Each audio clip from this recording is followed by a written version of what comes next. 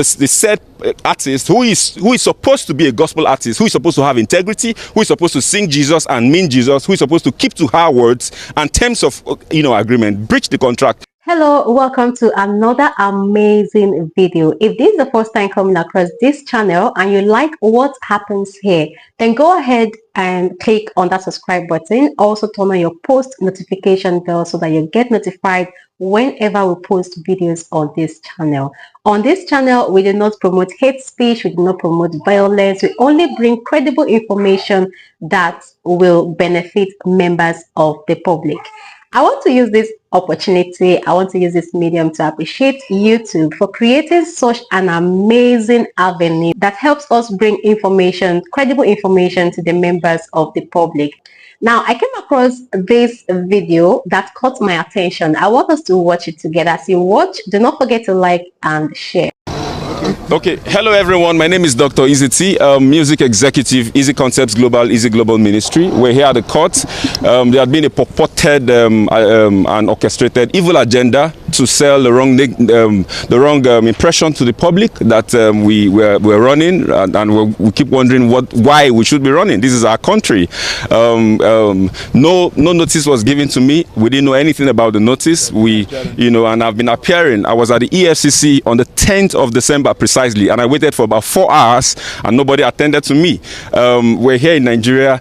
If a fundamental human rights action had been filed against my right that was breached because I was detained for about 9 days in Ilorin, April last year, and I needed to find out why should I be breached, because why should I be detained. There was no court order for why my accounts were frozen, the company accounts as well. My company business was rendered completely put on the pause, and we wanted to find out why should this happen.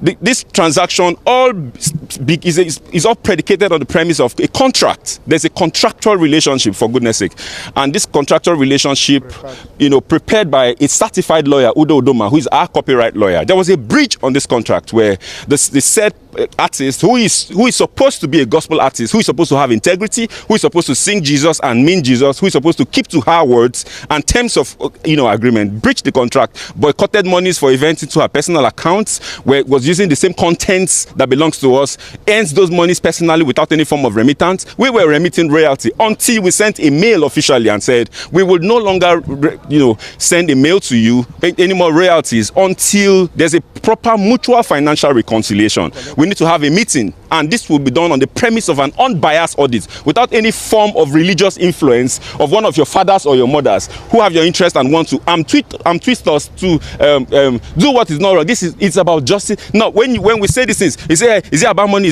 No, this is not just about money. This is about truth. This is about sincerity. This is about integrity. This is about saying yes and you keep to yes. This is a 50-50 transaction where we have not even recouped capital. By this I mean we're sharing 50-50 on gross, not on net, and that's a fair contract, for goodness sake. But when I got to the EFCC, I was told not to write my truth. I was told there's nothing about contract. All they just deal with is figures, and I should just write the monies that I'm owing. And I say we can't talk about monies without talking about what gave birth to money. The monies came as a result of the contract. This contract, monies was invested into the artist, and it generated this amount of money. And if there was money that was supposed to come to us and it wasn't coming, and we communicated, you cannot communicate and divert. You can't divert what you have communicated. And there's a mail to that effect.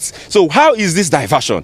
That's the question. The monies went into the right channels. By right channels, I mean the accounts that are known to the artist. There was no mail, regarding diversion of money. There was no resentment whatsoever with respect to how finances were going up until when this contract was breached. And we have every evidence to clear this. How then is this a criminal offense? This is a purported plan by a cartel of evil people who have the face and the mask of Christianity to destroy the system, to give an impression.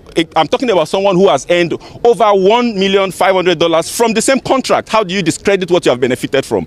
The over $600,000 we're talking about is just for streams, not even for events. We have series of meetings where you went for, you didn't tell people you were going, you hid it because you didn't want us to know. That's not transparency, for goodness sake. There is no way on the surface of the earth that you hear a label taking 50 and giving the artist 50. And I mean, we paid rent for 5 years, you didn't pay a dime. You don't have a receipt. We gave you cars for all the period. We expended 100% expenditure on your career. This is unfair. This is not the right thing to do. We didn't go to court. We went to court because I wanted to ask that my fundamental right. And why? Because every time I made efforts to see how we can sit down to resolve, the clergies refused. They said my attempt to want to have a peaceful resolution meant weakness, and I would not be bold enough to say, if I don't have anything else, I have my truth, I have my voice, and the world will hear.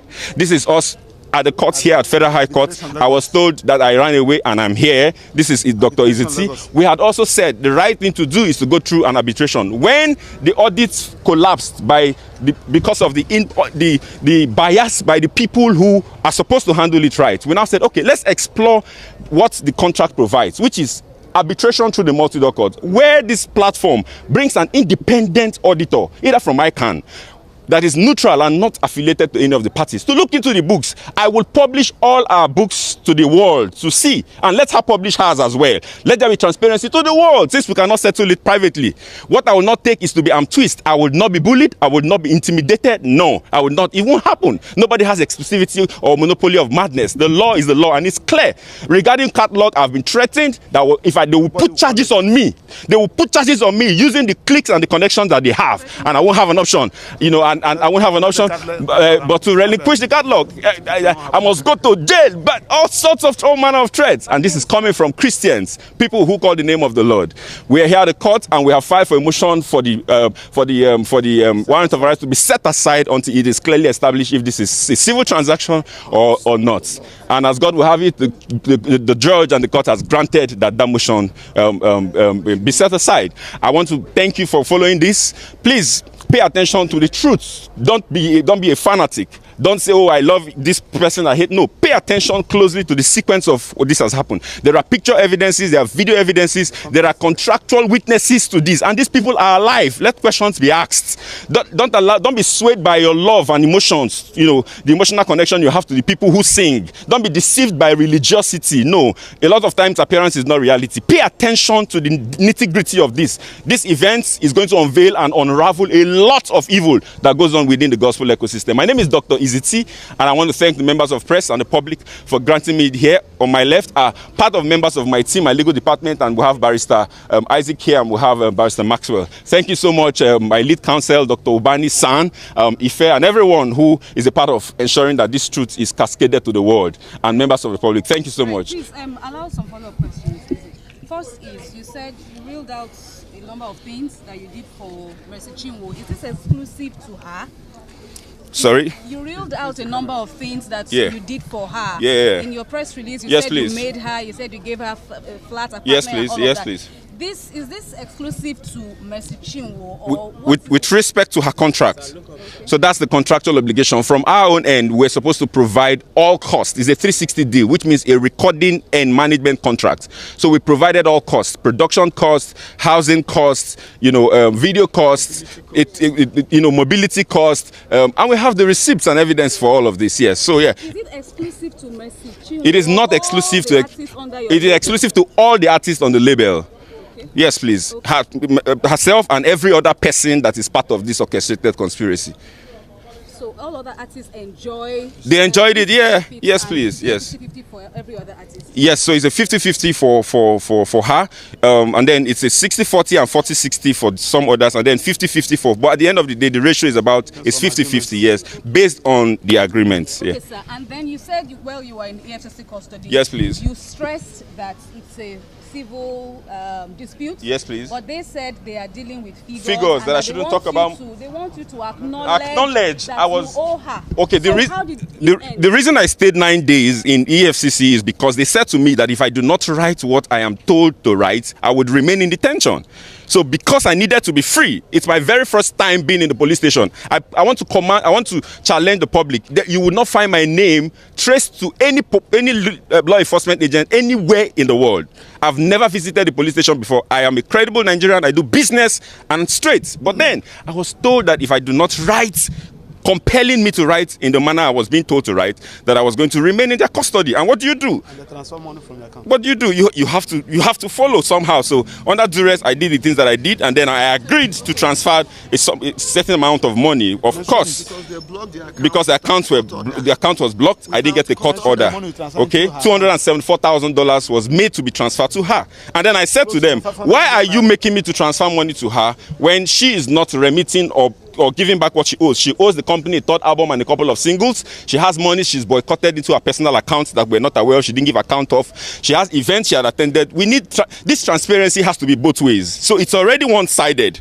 You're right, ensuring that it just comes from we two, but because we're under a lot of pressure and we needed to be free, you know, I had to concede to that, and that's what we went to challenge at the fundamental human rights. Thank you so much for watching, and please drop your contribution, drop your opinion in the comment section. Please do it constructively. You know what I mean by that. And do not forget, if you haven't subscribed yet, go ahead and do that. Like this video and also share. I'll see you in our next video.